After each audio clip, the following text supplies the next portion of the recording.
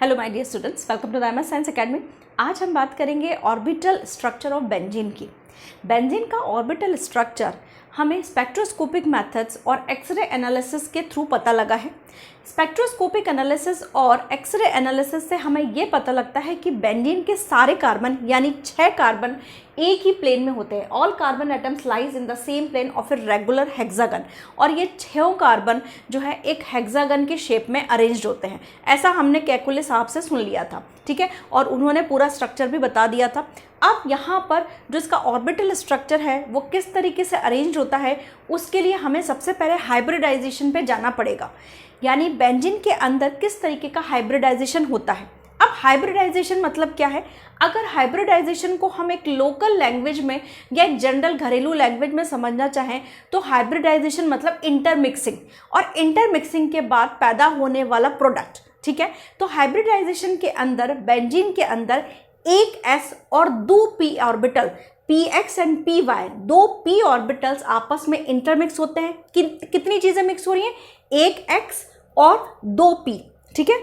तो एक s और 2 p ऑर्बिटल्स आपस में मिक्स होते हैं, और वो 3 जो चीजें मिक्स हो रही हैं तो फिर 3 नए तरीके के sp2 हाइब्रिडाइज्ड ऑर्बिटल्स बनाए जाते हैं। यानी कि यहाँ पर हम ये समझ लेते हैं कि बेंजीन के अंदर, यानी कि बेंजीन की ऑर्बिटल पिक्चर को समझने के लिए बेंजीन के अंदर का हाइब्रिडाइजेशन हमें समझना कंपलसरी है। तो बेंजीन के अंदर कौन सा हाइब्रिडाइजेशन मिल रहा है?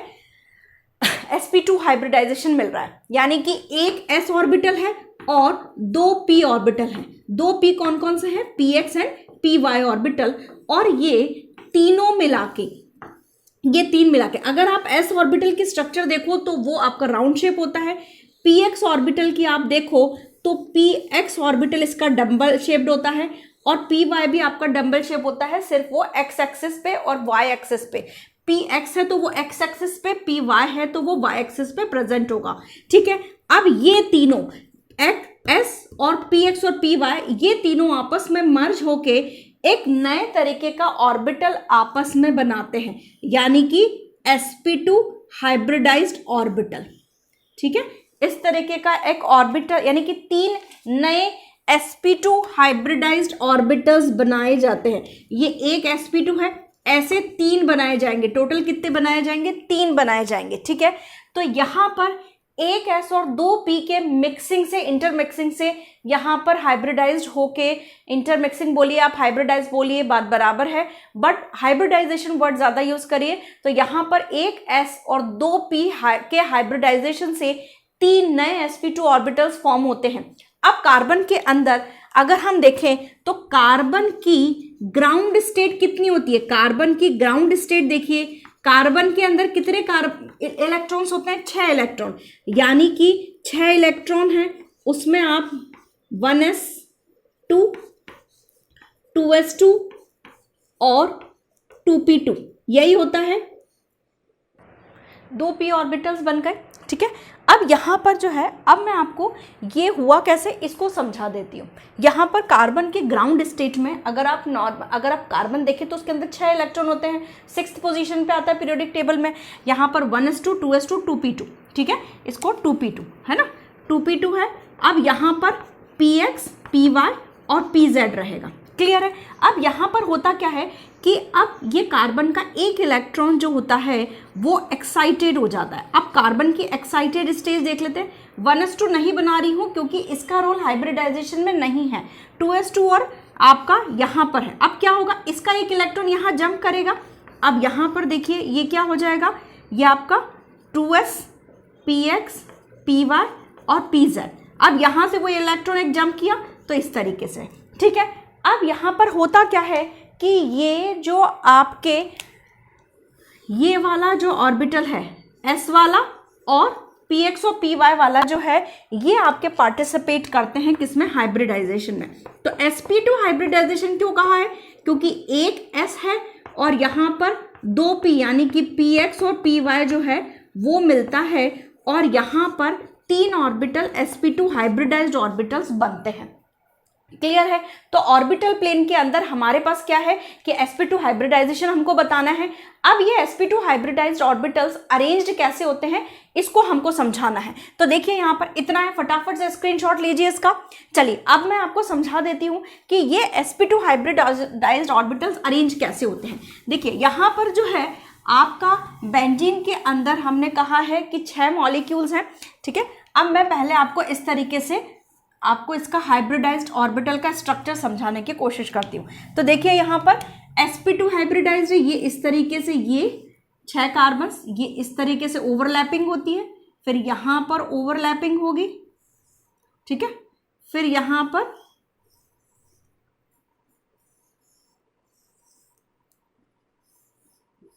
ये हो गया। अब यहाँ पर ये जो तीसरी आर्म हमने बनाई थी वो तीसरी आर्म वो आपकी यहाँ रहती है, ठीक है, ठीक है।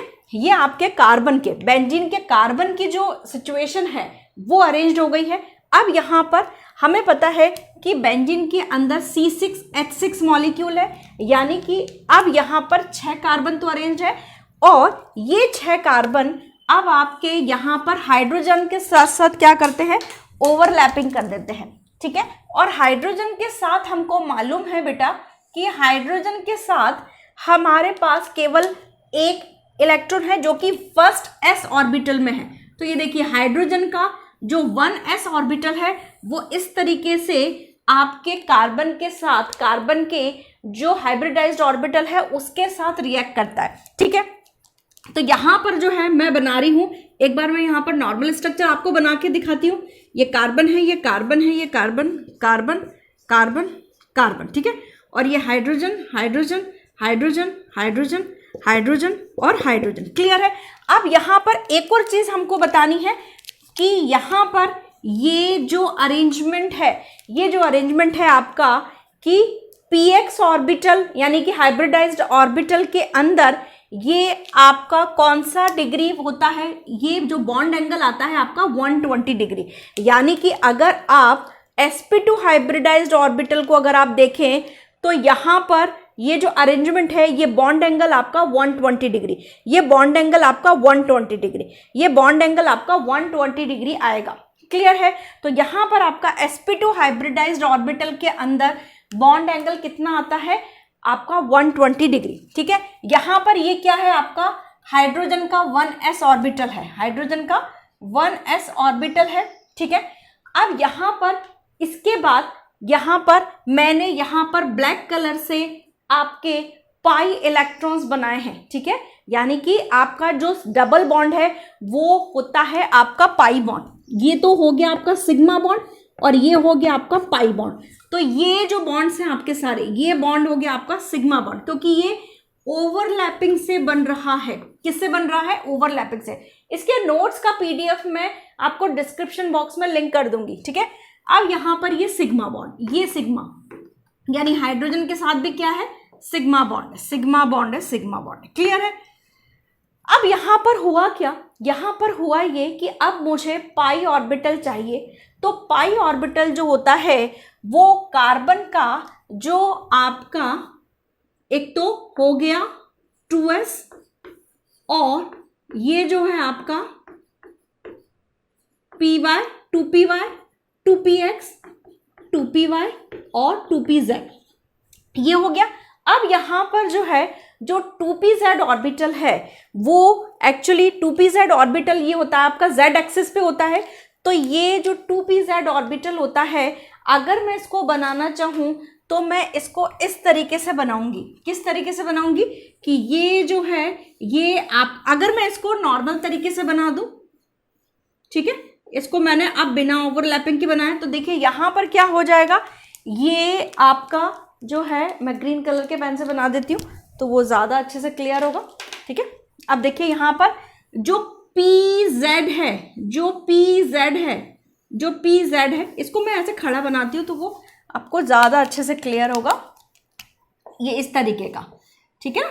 ये आपको अब क्या हुआ कि ये सारे ऑर्बिटल तो सिग्मा बॉन्ड बन गए। अब मुझे डिस्क्राइब करना है पाई बॉन्ड। तो यहाँ पर क्या होगा कि जो 2pz ऑर्बिटल है, 2pz ऑर्बिटल है जिसके अंदर केवल एक इलेक्ट्रॉन मौजूद है, तो वो क्या करेगा, अपने बगल वाले कार्बन के 2pz ऑर्बिटल से ओवरलैप करेगा। ठीक है, ये ऑर्बिटल मैंने कौन सा बनाया है, 2pz, ग्रीन से मैंने 2pz, ठीक है ना। अब मैं बार बार नहीं लिख रही हूं उसको।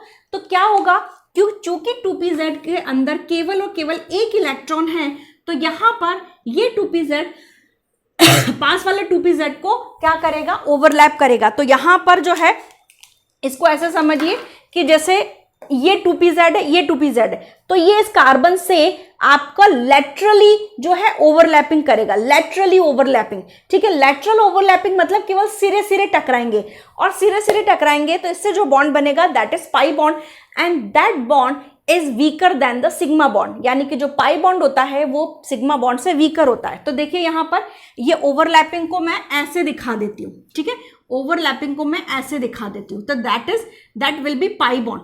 हो सकता है कि अब देखिए इस सिचुएशन को आप इस तरीके से और बना सकते हैं, इस सिचुएशन को आप ऐसे और बना सकते हैं। कैसे बना सकते हैं, चलिए मैं बता देती हूँ। यहां पर ये सिग्मा बॉन्ड आपने बनाया है, ये सिग्मा बॉन्ड आप यहां भी बना सकते हो, यहां भी बना सकते हो, यहां भी बना सकते हो। यानी सिग्मा बॉन्ड जो है, हमने कहा था कि बेंजीन के अंदर ये सिग्मा बॉन्ड शफलिंग करता रहता है, सारे कार्बन्स पे शफलिंग करता है। तो इसका मतलब ये है कि यहां पर क्या हुआ है कि या तो इस कार्बन का इससे ओवरलैप, और कभी इस कार्बन का इससे भी ओवरलैप हो जाता है।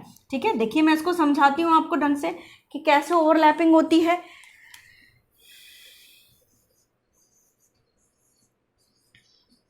ठीक है, अब यहां देखिए कैसे ओवरलैपिंग है, ये यहां से ये ओवरलैपिंग, यहां से ये ओवरलैपिंग, यहां से ये ओवरलैपिंग। क्लियर है, तो ये बन गया आपका पाई बॉन्ड। क्लियर है, तो यहां पर जो आपका sp2 हाइब्रिडाइज ऑर्बिटल से जो ओवरलैपिंग होती है दैट इज कोएक्सियली ओवरलैपिंग। इसको मैं एग्जैक्टली मैं आपको देख के बता देती हूँ।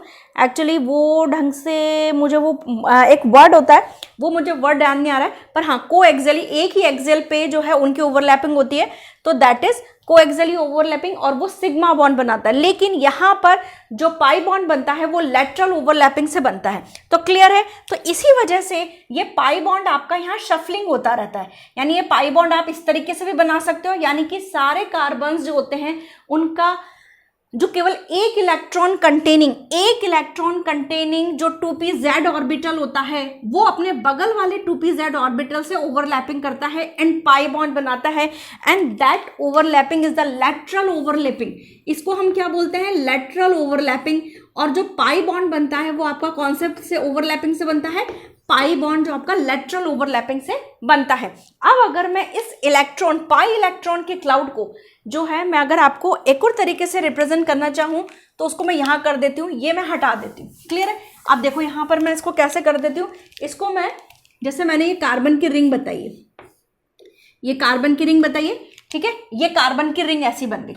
अब इसके ऊपर पाई इलेक्ट्रॉन का क्लाउड है, पाई इलेक्ट्रॉन का क्लाउड ऊपर भी है और नीचे भी है। क्लियर है, तो यहां पर जो है पाई इलेक्ट्रॉन का क्लाउड ऊपर भी है, पाई इलेक्ट्रॉन का क्लाउड ऊपर भी है, और पाई इलेक्ट्रॉन का क्लाउड नीचे भी है। क्लियर है, तो यहां पर ये जो है ये आपका ऑर्बिटल स्ट्रक्चर है। इसको मैं दोबारा आपको रिवाइज करवा देती हूँ फटाफट से। कार्बन का जो स्ट्रक्चर है दैट इज आपका हेक्सागोनल प्लेनर स्ट्रक्चर है। कार्बन के ऑर्बिटल में अगर हम बात लिखेंगे तो हमको ये लिखना पड़ेगा, it has the sp2 hybridised orbital, it has the sp2 hybridisation. sp2 hybridisation को आपको यहां से बताना पड़ेगा कि sp2 हाइब्रिडाइजेशन को जो हमने अभी मैंने आपको स्क्रीनशॉट लेने को कहा था उसमें आप बताएंगे कि 2s और 2p जो होते हैं वो आपके इंटरमिक्सिंग होती है एंड उसके अंदर आपका 3 sp2 हाइब्रिडाइज्ड ऑर्बिटल्स बनते हैं। और ये तीनों हर कार्बन के पास 3 sp2 हाइब्रिडाइज्ड ऑर्बिटल्स हैं और उन्हीं को ओवरलैपिंग कर करके ये सिग्मा बॉन्ड्स बनाता है, ये सिग्मा बॉन्ड्स बनाता है। एंड हर कार्बन का जो है आपके हाइड्रोजन के 1s ऑर्बिटल के साथ भी सिग्मा बॉन्ड बनता है। जो बॉन्ड एंगल होता है sp2 हाइब्रिडाइजेशन में वो 120 डिग्री होता है। इसके साथ साथ यहां पर आपको ये बताना है कि पाई इलेक्ट्रॉन कैसे जनरेट होता है। आप ये बताएंगे कि पाई इलेक्ट्रॉन जो होता है वो 2pz के अंदर जो 1 सिंगल इलेक्ट्रॉन बचा हुआ है वो बचा हुआ क्यों है? क्योंकि कार्बन की एक्साइटेड स्टेट पे वो आया है। अब यहां पर कार्बन की एक्साइटेड स्टेट की वजह से 2pz ऑर्बिटल के पास एक इलेक्ट्रॉन है और यहां पर हर कार्बन के पास जो है एक इलेक्ट्रॉन बचा हुआ है, तो वो एक एक सिंगल इलेक्ट्रॉन जो कि 2pz ऑर्बिटल में है वो आपस में लेटरली ओवरलैपिंग करते हैं और लेटरल ओवरलैपिंग से पाई बॉन्ड का क्लाउड बनता है। इस लेटरल ओवरलैपिंग की डायरेक्शन कुछ भी हो सकती है, या तो इस तरीके से भी हो सकती है और इस तरीके से भी, यानी कि क्लॉकवाइज भी हो सकती है और एंटी क्लॉकवाइज भी हो सकती है। और इस तरीके का स्ट्रक्चर आप बनाएंगे, देन फिर आप बताएंगे कि that is the pi orbital. Clear है यहां पर? तो ये हमारा ऑर्बिटल स्ट्रक्चर ऑफ कंप्लीट होता है। आगे हम बात करेंगे रेजोनेंस, एरोमेटिसिटी और हकल रूल की।